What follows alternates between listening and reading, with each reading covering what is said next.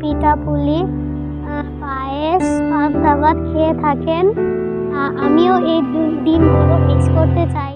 আমি এখন আছি তাহিরপুর থানার অন্তর্গত বাদাঘাট পাবলিক উচ্চ বিদ্যালয়ের সামনে।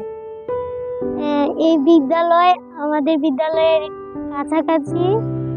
আর আমি এখন পহেলা বৈশাখ নিয়ে কিছু কথা আপনাদেরকে বলবো। পহেলা বৈশাখ বাংলাদেশের ঐতিহ্যবাহী দিনগুলোর মধ্যে একটি অন্যতম দিন।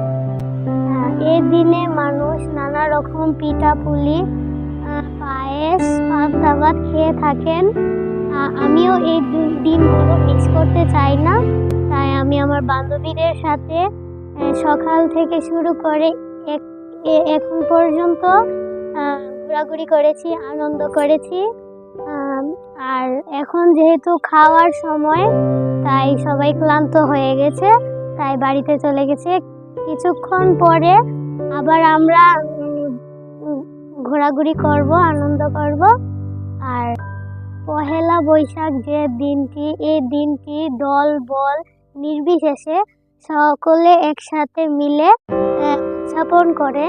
এই দিনটি বাংলাদেশের ঐতিহ্যবাহী দিনের মধ্যে বিরাট একটি অংশ।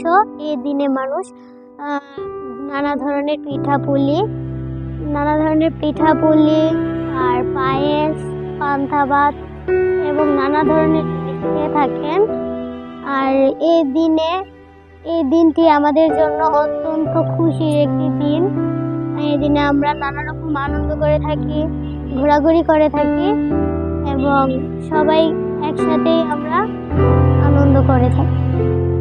এই মাঠে বিগত বছরে বিরাটভাবে উদযাপন করা হয়েছিল, কিন্তু এ বছরে হয়নি, সম্ভব হয়নি। তাই আমরা শিশুরা মিলে সাজগোজ করেছি, আনন্দ করে।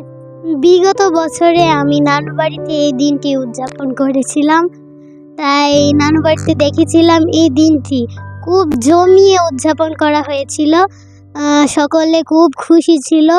আর বৈশাখী মেলার যে ধান উত্তোলন করেছিল, তারা খুব খুশি ছিল আর এত আনন্দ করেছিল। আর এবছর আমি নানু বাড়িতে যেতে পারিনি, তাই এই দিনটিকে খুবই মিস করছি আমি।